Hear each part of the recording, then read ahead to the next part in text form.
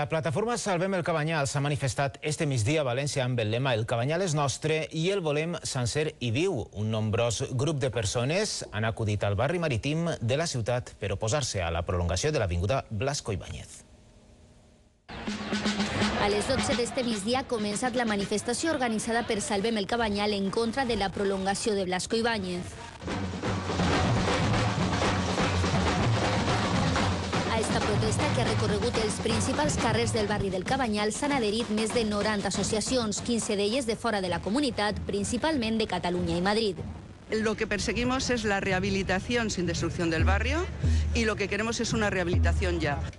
També han estat presents representants de diferents forces polítics, com ara el PSPB, Esquerra Unida i Esquerra Republicana al País Valencià.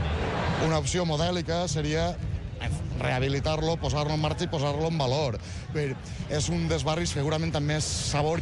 Amb el lema «El Cabanyal és nostre i el volem sencer i viu», els manifestants han mostrat la seva oposició al pla de reforma integral del barri marítim de València.